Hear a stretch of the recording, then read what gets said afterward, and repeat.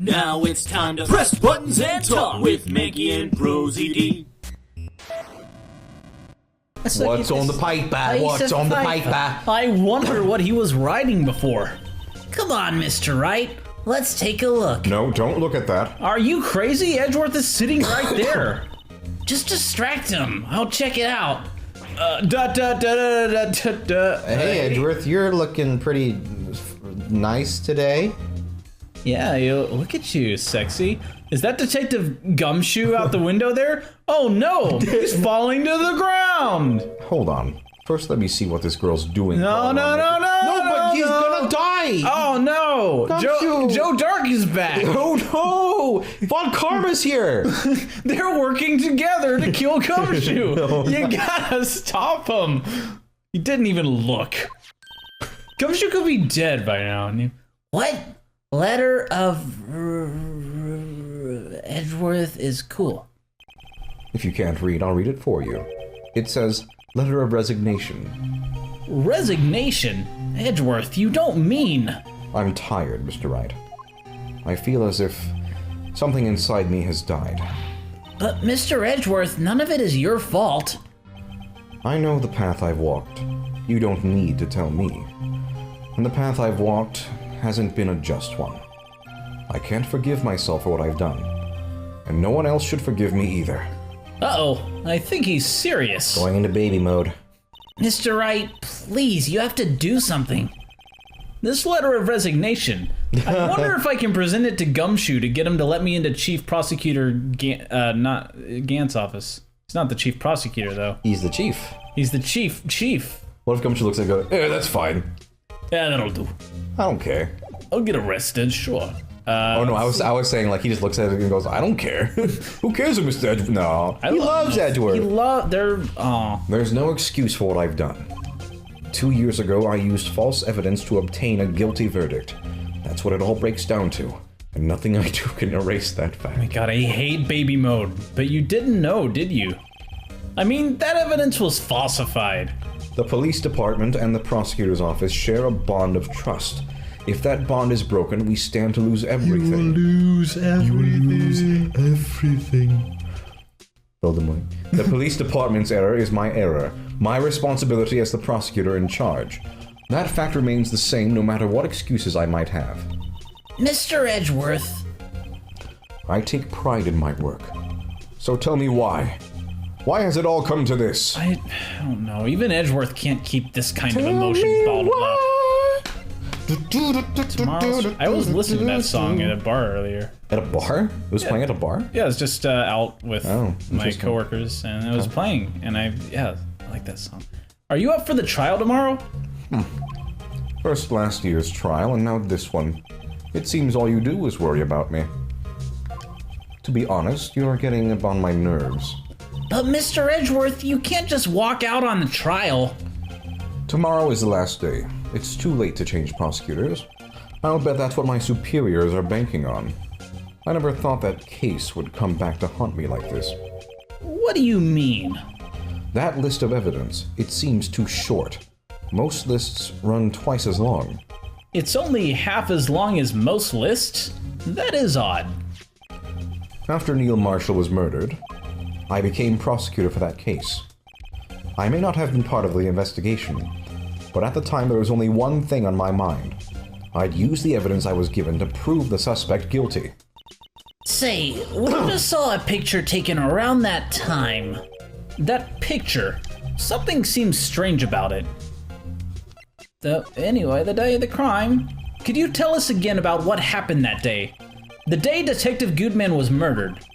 You were participating in a ceremony over at the station, right? I've never cared for ceremonies, but I had to attend that one. Because you were awarded this? Those receiving awards can't exactly skip out on the ceremony. I finished up at the office in the morning, then drove over to the police department. You finished up at the office? Yes, just odds and ends, clerical stuff, writing Edgeworth is cool. I didn't plan on returning to the office that day. That is, until I was asked to take something back. Take something back? This. Oh yeah, Chief Gann asked you to hold on to that, didn't he? Yes, it was a piece of evidence in a case that was closed half a year ago. He asked me to bring it back to the prosecutor's office. That's the story we heard yesterday. So you came back here to the prosecutor's office because the chief asked you to? That's right. Huh. That's an interesting factoid. The photo. Well, isn't that fun? Well, that's neat. This picture was hanging on the wall in Chief Gant's office. See? Prosecutor Neil Marshall. He had just started making a name for himself. Looks like this was taken when he received the King of Prosecutors trophy. Speaking of that, there's something that bothers me. Yes? The trophy that Mr. Marshall is holding, it's a little different than yours. Yes, you're right. I remember now. Remember what? That was the official prosecutor trophy used until that time. There's a story behind it. A story? Legend tells. Sounds interesting. Would you mind telling it to us? I would mind. Story time. Break out the guitar. It's simple, really. Contradiction. That's what the award's based on. That was a really shitty story. Oh, there's more. Oh, there's more, okay. Oh, okay, cool. This award originates from an ancient Chinese tale. In Chinese, the word contradiction is written with 2 characters.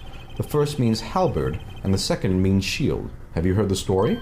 Me? Oh, sure, everyone knows that. Why don't you tell it, though, for Emma's sake? She's a little stupid. Very well. Whoa. Yeah, here are my illustrations. Long ago in the kingdom of Chu, there was an arms merchant. Really good. Thank you. One day he presented the king with 2 items. The first was a halberd he claimed could slice through any shield or armor.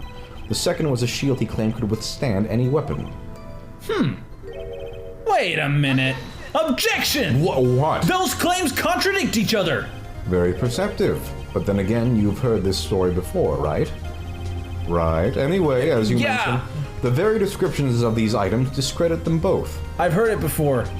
When the king pointed this out, the merchant was left speechless. He was like, oh shit. Fuck. And thus the Chinese word for contradiction was born. Wow. What if you're that guy, like, Oh, I feel real dumb now. You're right. Oh, I see. So the chipped shield and the broken knife symbolize... Precisely so. They symbolize the merchant's items. The ancient tale ends with the merchant at a loss for words, but it's in our nature to pursue matters to their conclusion, even if it results in something as ugly as this. Wow. Thanks, Mr. Edgeworth. I learned something new today. Thanks, Mr. Edgeworth. Thanks, Mr. Edgeworth. Everyone thank you, Mr. Edgeworth, in the comments. Thanks, Mr. Edgeworth. Thanks, Mr. Edgeworth. That's funny. If that's so, then why were you only given a shield? You'll have to ask Chief Gant. You know what's gonna happen is I'm gonna forget I made that comment, and then I'm gonna read all the comments that are gonna be thanking Edgeworth, and I'll be like, why is everybody thanking Mr. Edgeworth? 2 years ago, he had the halberd part of the award abolished. Chief Gant. King of Prosecutors Trophy updated. I think that's... Let's go Gumshoe. Let's go Gumshoe! Yo, Gumshoe, Dude, guess I'm who's leaving? Always down to go Gumshoe. Oh, but first... Drum roll. Excuse me. Oh, it's great. hi. Would either of you care for a £1/4 of roast beef? I wouldn't shit, mind. Yeah, okay. Yeah. Ms. Starr, I guess she's out of lunches. You certainly are the curious sort, aren't you? Kind of like the first person who sucked a cow's nipple to discover milk. I don't know if they sucked the nipple. Yeah, I have always wondered, like, at what point did people look at a cow and be like, I wonder if that's good. Yeah, there's like a Calvin and Hobbes strip that's just like, what if happens if I just squeeze this? Oh, watch it. Well, might as well give her a taste. Still, I never thought you'd go digging up that case from 2 years ago. Everyone in this trial is involved in the Slime incident. Not only that, but the murder occurred on the very day the evidence from that case was due for transferal. This can't all be attributed to mere coincidence. I keep saying this to people, it's fucking lunatics. Aren't you forgetting something? You know, that little scene I happened to witness? The instant Lana stabbed Detective Goodman with a knife. No matter how much of the past you dig up, it won't change what I saw. Roast beef is meant to be savored when eaten. Miss Star's hatred toward Lana. It all dates back to 2 years ago. Oh no, it's gonna be sad story time. Dark investigation. Joe Dark. That's a name I'll not soon forget.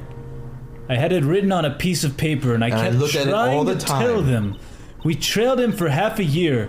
Oh, the pressure. I thought I said the pleasure. Oh, the pleasure. Oh, how fun it was. Oh, the pleasure. He'd kill one more man and we'd say, oh, we're on our way.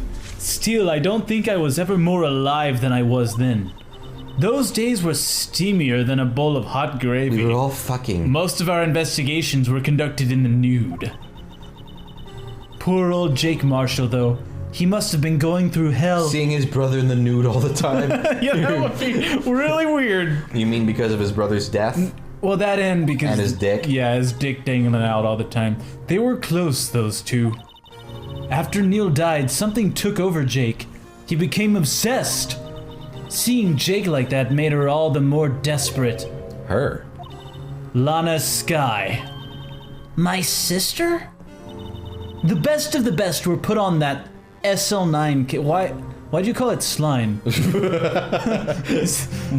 It doesn't make sense whatsoever. What is... I assume that's what you were talking about. Of course they were led by that legendary duo, Rocky and Bull... Rocky and Bull... Alright, let's solve the murder. Okay, Rocky and Bullwinkle, let's go. Okay, you always call me Rocky.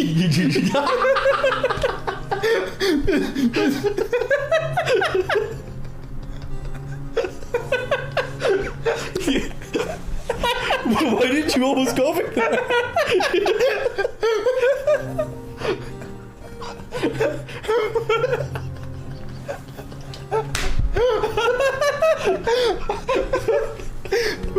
That's not your name.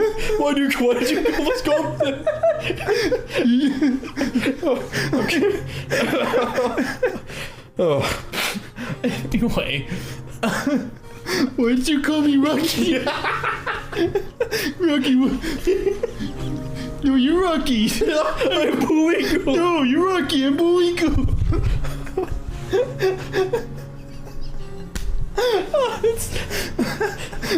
It's just the confusion. No, wait. It's that and that voice. What? No, you're Rocky. You're Rocky, though. Am I Rocky now? Or you Bullwinkle? Oh my god. Okay. Lana and Chief Gant. Okay, calm down. God, my fucking stomach. You're Rocky. That legendary pair was the reason we were able to keep up our investigation. That's why we were so shocked over how it turned out. Your angel's starting to sound like Bullwinkle. Oh, really? A little bit, yeah. Evidence. You mean with the forging of the evidence? Don't get me wrong, Joe Dark got what he deserved. Still, it was obvious when the evidence produced in court was being manipulated. Items our team never found would suddenly appear, while other items were kept secret. That would be kind of fucked, like, oh. Yeah, just like... And we found a piece of paper that said, I'm Joe Dark. I did it. Oh, that's pretty incriminating. No. You didn't have any proof anything illegal was done, so it was fine. I'm proof enough of what happened. After that case, all of us save Goodman were relieved of our duties. Most without even so much as an explanation. Then Lana Skye transferred to the prosecutor's office and became chief prosecutor. Lana always wanted to be a prosecutor. Nothing's quite as simple as it appears. Huh? Lana Skye was merely being used as a pawn. That's my take on the matter. By the chess master? She was being used. Who cares about that? Anyway, fuck that. Damon Gant and Lana Skye, also known as Rocky and Rocky. Rocky and Rocky. Wait! No, my name was Bullwinkle! Man, Bullwinkle! He's just having a crisis. No, were we both Rocky? No, I just called you the wrong thing. But I'm Bullwinkle! You're Bullwinkle! Right? Oh my god. 2 years ago, Gant was chief detective and Lana second in command. They were the best. The very best. They solved all kinds of cases together, didn't they? Damon Gant's magnetism in particular was almost unreal. His magnetism. By that I mean his ability to attract evidence. And metal. It was very strange. We'd walk by a... Yeah, can't think of a joke for that. We walked by and he had like a Magneto helmet. And It was then, like, very weird. staples and shit would appear. You just be like, maybe him He fly produced around. the most incredible evidence in the cases he handled. Incredible evidence? You mean... Oh, yes. There were rumors about him even back then. No one dared confront him, though. He is a big orange power man. I take it she's talking about forged evidence. Back then, everyone looked up to Lana. All the detectives wanted to be like her. Really? Oh, yes. Myself included. I was a fool, really. She hated anything crooked and always watched out for the other detectives. That's why she was so concerned for Jake. Mr. Marshall. When Jake's brother was murdered, she felt as if she had lost her own brother. If it wasn't for her, I don't think Jake would have ever recovered from his shock. That's what makes it all the more infuriating. Miss Starr. That's why I'll never be able to forgive her. Why did she have to turn so cold after that? We'll talk about being used now. Lana transferred to the prosecutor's office 2 years ago, didn't she? Yes, thanks to Chief Gant's powerful influence. Chief. That's right. Having solved the SL9 case... Yeah, like I get that hesitate. Like, wait, does this character, what is they call it? His position as chief was secured. There was only one thing left for him to control, and then no one could stand in his way. The prosecutor's office. What? You mean that's why Lana was transferred? If he could control the chief prosecutor, he could control the prosecutor's office. That must have been his goal all along. But how could he control Lana? With his metal powers? I don't know, but one thing's for sure. Ever since that case ended, she's never been the same. It's only logical to conclude. There must have been a reason for her change. At last, I'm finally getting close to the bottom of this ugly mess. Thank you, Miss Starr. You listen to me, rookie. It takes more than just ingredients to create fine cuisine. I hope you turn out to be a better chef than I've been. I actually forgot for a second that she's a food pun person. And I was like, what? Why this specific metaphor? All right. Yeah, she's all about the food. Maybe in the next episode. Hold on. Let's go to Gumshoe. Okay. So that we know where we're supposed to be. Maybe. Because we're ending our session, folks. Try it out. Maybe on the next episode we'll talk to stop coughing. Oh, he's gonna be gone? I hope not, because we gotta give him the shit.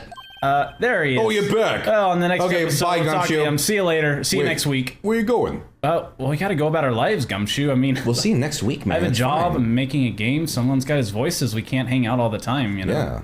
So, sorry. Oh. Okay, well, I guess I'll I mean, you're fine here, right? Yeah, I mean, I'll just Okay. hang out. Alright, see you guys. Bye, Gumshoe.